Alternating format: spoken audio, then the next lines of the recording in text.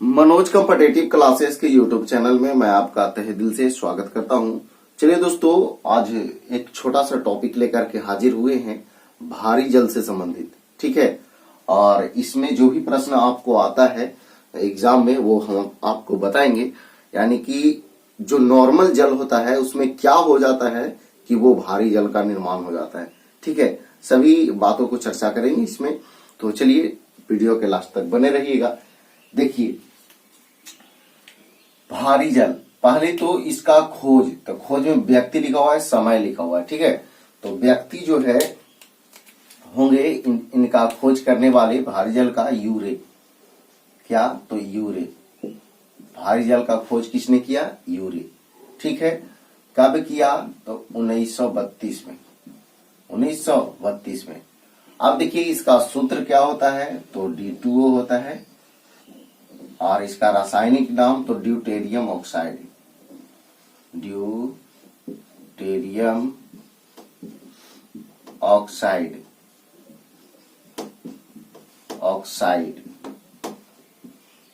Deuterium oxide. अब देखिए इसका अनुभार जो होता है वो 20 होता है।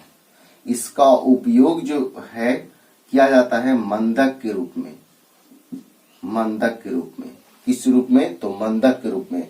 गुरु जल या विवाहित जल किसको कहते हैं? तो भारी जल को ही, बहुत इंपॉर्टेंट है, भारी जल को ही कहते हैं गुरु जल या विवाहित जल। ठीक है, याद रखना है। अब देखिए नाभिकीय रिएक्टर में भारी जल का प्रयोग किया जाता है।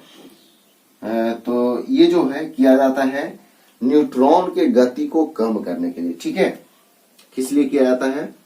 तो न्यूट्रॉन के गति को कम करने के लिए।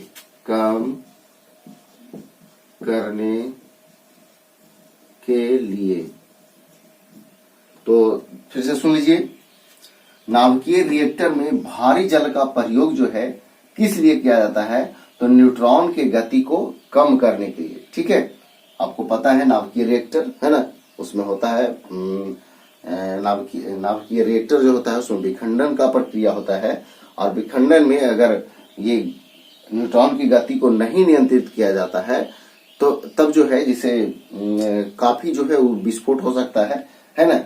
ऐसे बम जो होता है ना, नाभिकीय रिएक्टर में जो है प्रयोग किया जाता है। जब न्यूट्रॉन को जिसे तोड़ा जाता है ऊर्जा का निर्माण के लिए, तब जो है उसमें क्या होता है ना कि इसको न्यूट्रॉन की गति को कम किया जाता है। जैसे देखिए परमाणु बम है, परमाणु बम में क्या है? वो नियंत्रित नहीं होता है। अगर नियंत्रित हो जाएगा तो लोग का विनाश होगा ही नहीं, है ना। तो नियंत्रित वो नहीं होता है। 1 से जो है 3, फिर 1 से 3, इसी तरह से जो है वो बहुत बड़ा श्रृंखला बनाता है, और ताकि जो है बहुत जगह क्षेत्रों को जो है बर्बाद कर देता है। ठीक है, अब देखिए क्या अगला क्वेश्चन ध्यान दीजिए, बहुत इंपॉर्टेंट क्वेश्चन है। जल में किसकी उपस्थिति के कारण भारी जल का निर्माण होता है? सोचने वाली बात है। जल में क्या हो जाता है कि उसको भारी जल हम लोग कहते हैं? तो देखिए लिखते हैं, हाइड्रोजन जो है, हाइड्रोजन के भारी समस्थानिक इसमें होता है। ठीक है, हाइड्रोजन के भारी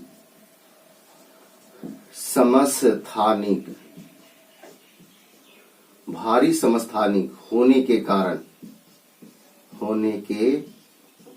कारण ये जो है भारी जल हो जाता है। जैसे मान लिया नॉर्मल जल है ना, उसमें हाइड्रोजन के भारी समस्थानिक उपस्थित हो जाता है ना, तब फिर वो निर्माण हो जाता है क्या? भारी जल का। ठीक है, आप समझ सकते हैं इस बात को।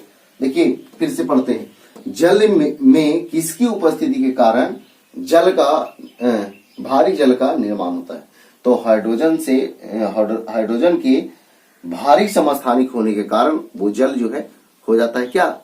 तो भारी जल। ठीक है, चलिए एक बार फिर से, भारी जल इसका खोज जो है व्यक्ति में कौन? तो यूरे। समय कब? तो 1932 में यूरे के द्वारा खोजा गया।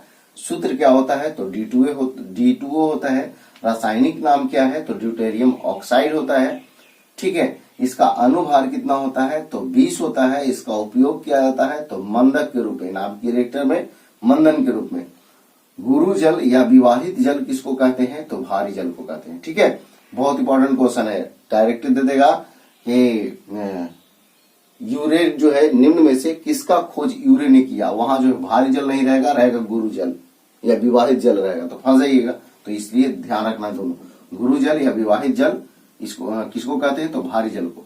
नाभिकीय रिएक्टर में भारी जल का प्रयोग किस लिए किया जाता है? तो न्यूट्रॉन की गति को कम करने के लिए। ठीक है, अब देखिए यहां लिखा हुआ है जल में किसकी उपस्थिति के कारण जो है वह जो भारी जल का निर्माण करता है। तो जल में जो है हाइड्रोजन के भारी समस्थानिक उपस्थित होने के कारण वो जल जो है भारी जल में कन्वर्ट हो जाता है। ठीक है, तो देखिए ये सभी प्रश्न जो है इंपॉर्टेंट है और ध्यान रखिएगा सभी को। ठीक है, तो चलिए अगर ये वीडियो पसंद आया तो वीडियो को लाइक कीजिए, दोस्तों को शेयर कीजिए। तो मिलते हैं नेक्स्ट वीडियो में। तो जय हिंद, जय भारत, वंदे मातरम।